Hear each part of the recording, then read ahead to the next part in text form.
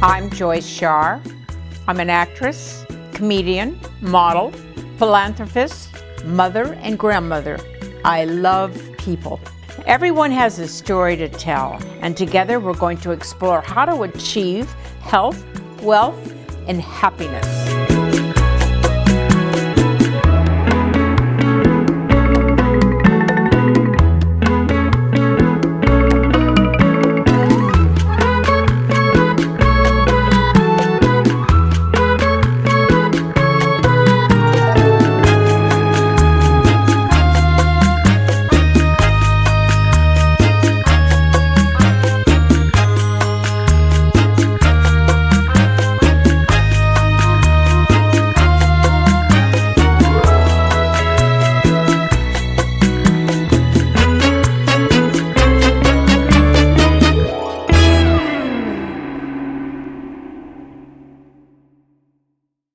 Welcome to the Joyce Shaar Show. Today we are going to have Alan Parsons Project, Alan Parsons Live Project. Both, yes. Alan has a new title that we're most excited we're going to hear about today. That's O.B.E. And the O.B.E. stands for? Order of the British Empire. Yes, of the British Empire. How cool is that? You're going to tell us a little bit about that today. And I'm hoping, did you bring your medal with you? I did. Oh gosh, let's tell the people about how this works and what it is. And you guys, it matches his shirt today. So this is quite an event for you. I mean, you know, it's been a long time, and I know that have you thought about ever getting that medal, or is it just sort of like fell in your lap? Complete surprise. Really? But it takes people in the industry to really write in and say, we think.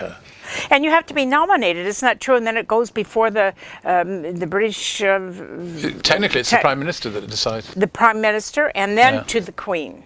Absolutely. Oh my gosh, that must have been so exciting. So I didn't know it. You didn't know anything it at about all. it until it was announced. And then there are other awards, but yours is kind of like high up, right? The next up is it's called the CBE, and then the one above that is when you get the sword, and you become a knight. You become Sir Paul McCartney, Sir Elton John. You know, all these. Right. Oh wow. All right. So you just got back from receiving this award. Well deserved. He's not only an engineer, but he's a songwriter. Well, you do all this mixing and all the rest on your what do you call this? Console. Okay. Yeah, I mean, this is where you record. We're in his recording studio right now. Parsonic, is that how we're set? Parsonics. Yeah, Parsonics. So I think probably we all remember how you got involved. You were an engineer, and you with the Beatles, and you did things like Pink Floyd, Dark Side of the Moon, and you did Abbey Road, and you did Let It Be, and Ambrosia? Yes, that was okay. So what was your favorite of all of those? I didn't really have any particular favorites, but I think Dark Side of the Moon was the one that put me on the map. That was, a very important part of my early career.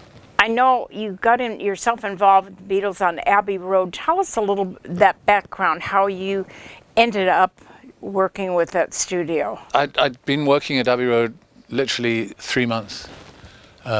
When the bookings manager said the Beatles are recording in their own studio, which is in Savile Row in London, where all the Taylors are, Savile Row, and they sent me down just to help out, be a tape operator, and so on and so on. And that was my first encounter with you the Beatles. Excelled is what you did, and they said you're hired, right? I was a very junior guy then. I mean, I was, green. I didn't really know much about stuff, but I could operate a tape machine and that. What's interesting about the Let It Be movie is that it's just been re-released as Get Back, but produced and directed by Peter Jackson. Oh, okay. And there's, I think, 9 hours of footage of the Beatles, which he restored. He got all the original films, all 16mm film, but he made it look like it was shot on high definition video yesterday. Oh, okay. And the other fun part of it is that I'm in the movie, which I wasn't. You are? I wasn't in the original at all. But Oh. he puts me on the screen and says Alan There Parsons. was a name. Oh my tape God. operator, so it's Did very it say O.B.E after it? Not yet. nice. No, I didn't think. You worked for that. I've put O.B.E after my name on my latest album. Okay. Oh God, yeah. Well, you know, when you think about it, number one, you have to be a citizen there, right? And so you were already there for many years. This isn't something that you just get after a couple years of them. You have to be nominated and all of that. So you earned it. So you were many, many years. How many years did you work back there? Well, it's kind of nebulous because although I was on the staff ever since 1969. I continued to work there as a producer and as an artist, but I also stayed on the payroll as an engineer. So I was double dipping. I was being paid paid to be the artist, paid bills that way, to be the producer, and also being paid on the payroll as oh as my engineer. gosh. So Alan, tell us a little bit about the ceremony that you went through to get this O.B.E award. How did that work?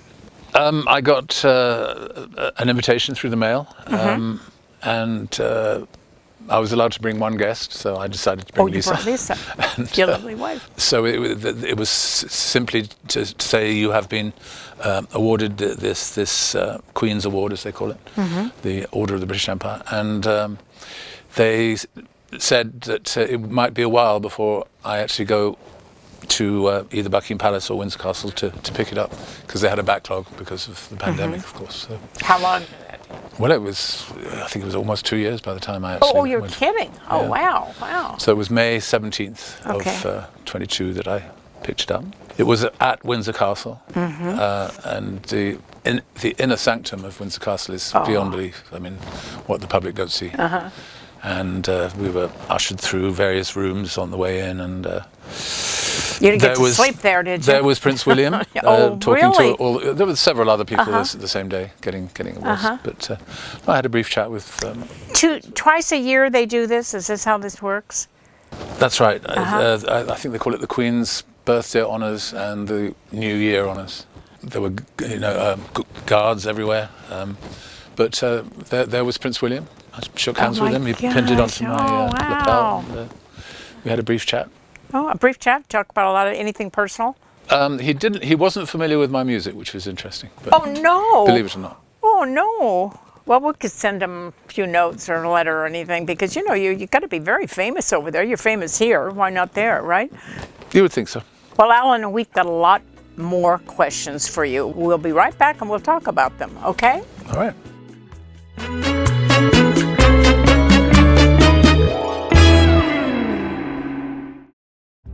Enjoy your stay in Santa Barbara at the Best Western Plus. Conveniently located in the heart of downtown, within walking distance of shopping, dining, wine tasting, and so much more. Relax in our newly remodeled rooms, take in our beautiful outdoor spaces, or dine at the Live Oak Cafe.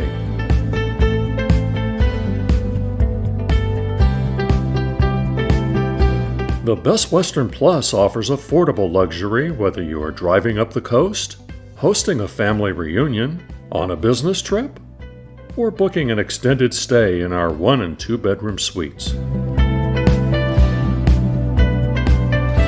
Choose from a wide variety of specially curated vacation packages. Come and stay a while at the Best Western Plus, Santa Barbara.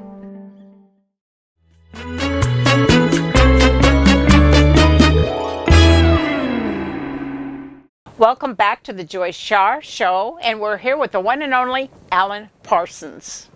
So, Alan, can you share any memorable story that you have, maybe working with the Beatles or Pink Floyd?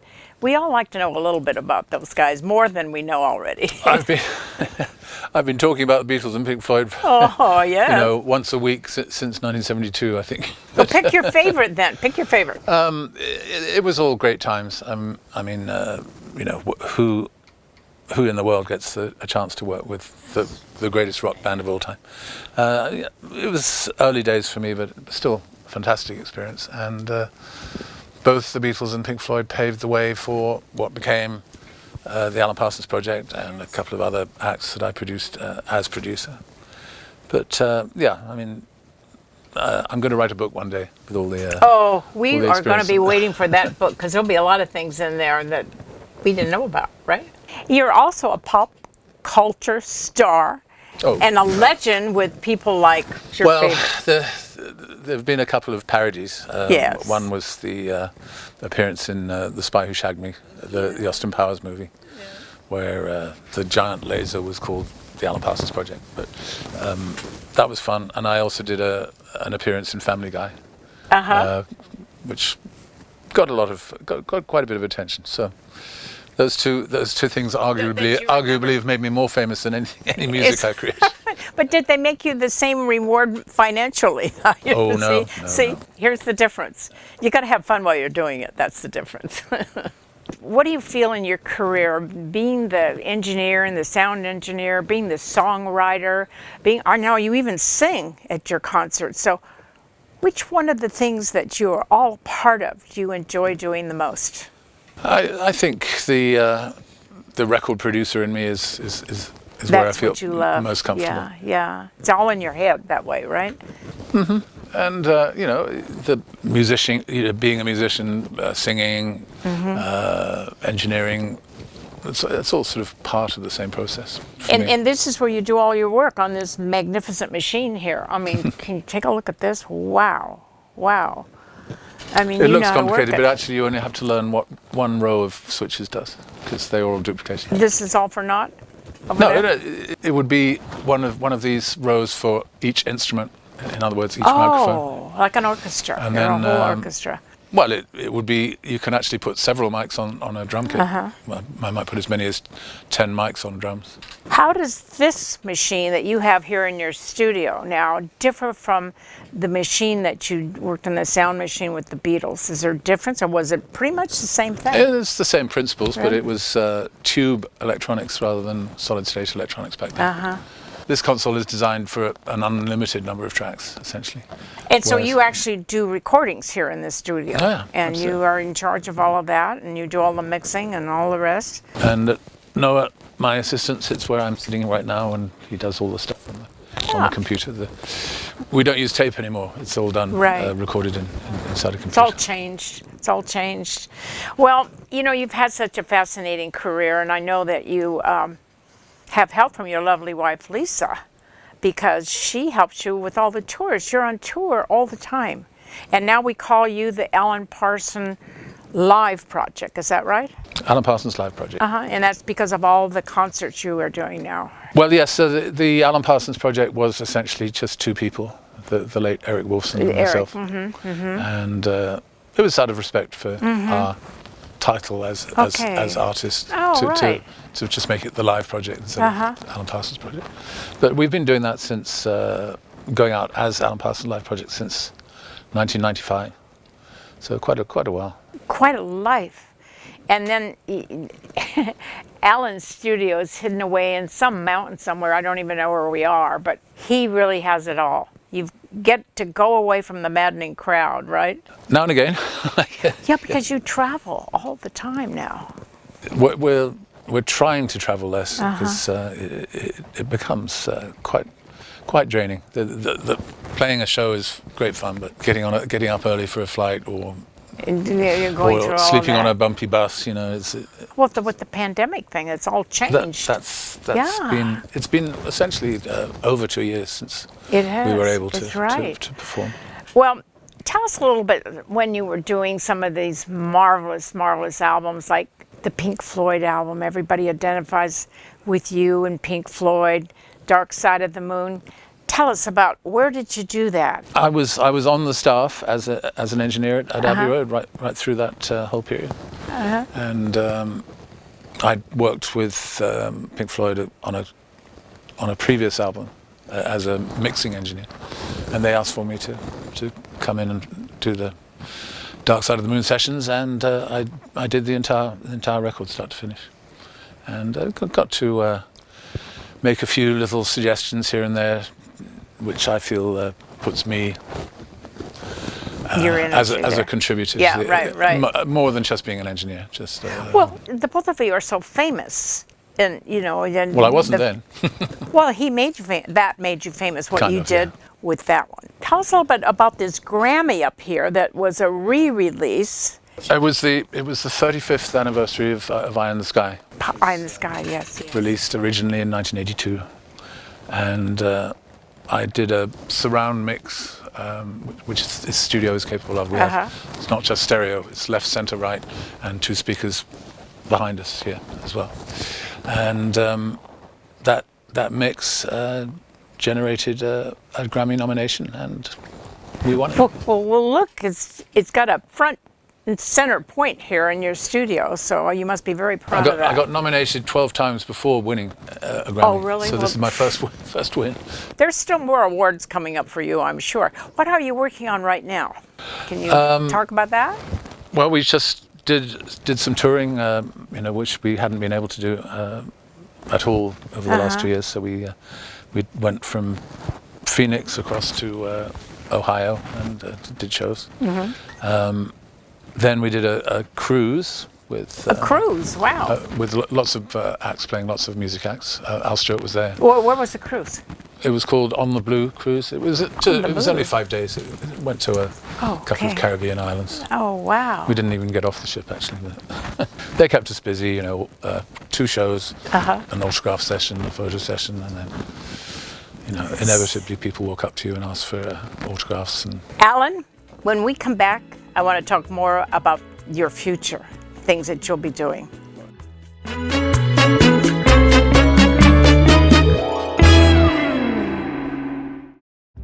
Enjoy your stay in Santa Barbara at the Best Western Plus. Conveniently located in the heart of downtown, within walking distance of shopping, dining, wine tasting, and so much more. Relax in our newly remodeled rooms, take in our beautiful outdoor spaces, or dine at the Live Oak Cafe.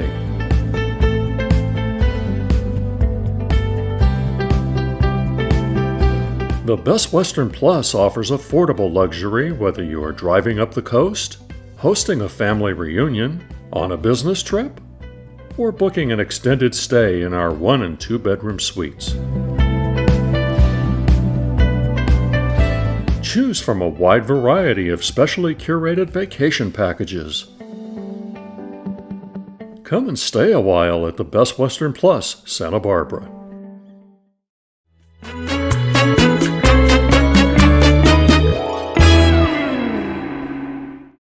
Welcome back to the Joyce Shaar Show. I am with Alan Parsons in Parsonic Studios. So now what else have you been doing that we might be able to... Well, I just finished an album, a studio album. Oh, you did? And the name? It's called From the New World. And there's a number of reasons for calling it that. One of them is that the well-known Czech composer Anton Dvořák, his most famous symphony, number 9, he called it From the New World. Oh. Because he was living in America.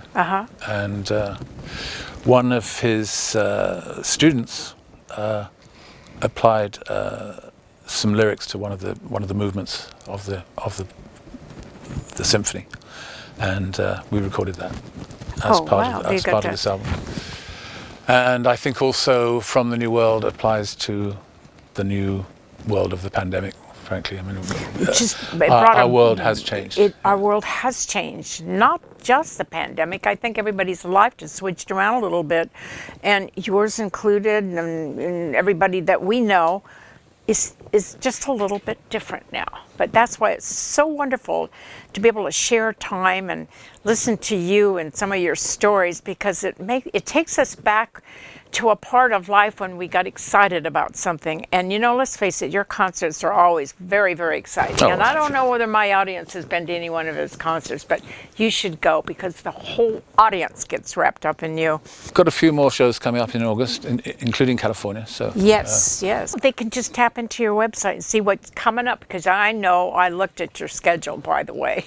And you've got famous places, Switzerland you're going to, and we're doing the Montreux Jazz Festival, which is very prestigious. Yes. Yeah, looking forward to that. So take a look out there, everyone. You may be able to go to something in Simi Valley or something. I don't know. What's the closest one you're doing? Ojai, I think. We're Ojai. Well, that's a grand place. You know, another thing I found interesting about you, Alan, is you are a mentor and a professor, we'll call it of sorts, to all our new people that want to become involved in music.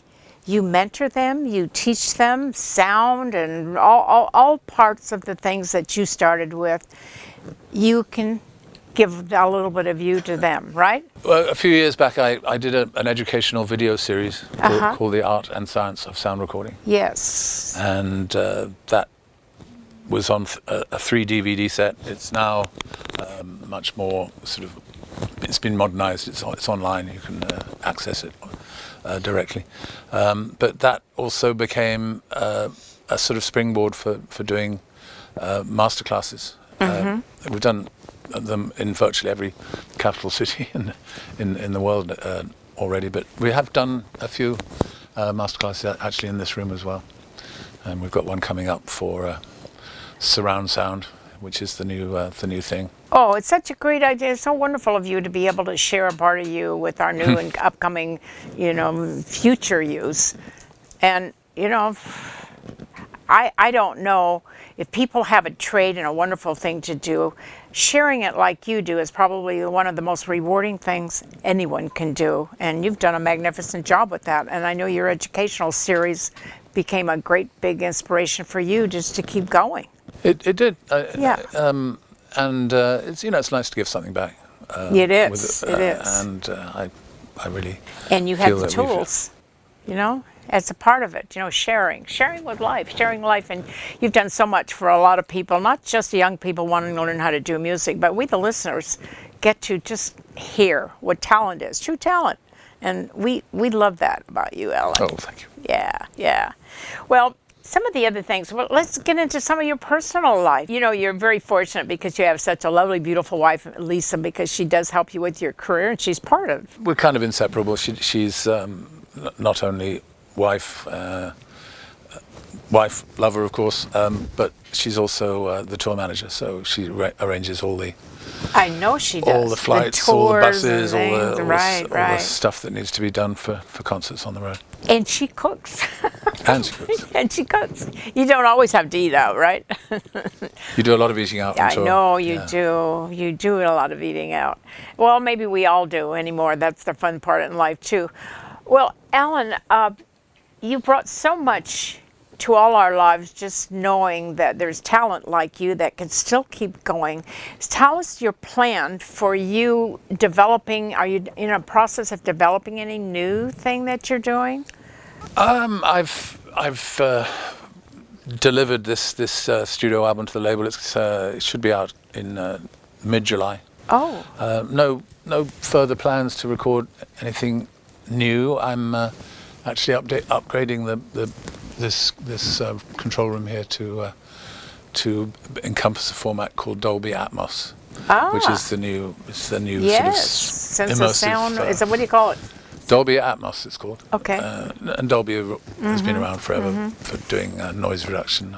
So that'll keep you interested in creating new. Yes. I mean, I'm hoping that I will get people sending in their products for me to mix in the format. A lot of gamers have wearing headphones. It's all in your head. We'll be using this format as well. Yeah. And, well, it's just fascinating to know that someone like you will just keep inventing, and we'll keep going right along with you and seeing new things that you'll be coming up with. And it's been such a delight, Alan, with you today. And people want to look up your new tour schedule. Where do we go? We always publish the latest dates on alanparsons.com, so that's where to go, and you can read all about the biographies of the band and past history and so on and so on. So alanparsons.com, that's where you see. Okay, well, that would be an interesting thing for all of my audience. Just start looking it up, because if you want a treat, want to add a little something special to your life, look it up. Thank you very much today for our visit with Alan Parsons, and we'll be seeing you real soon. Bye.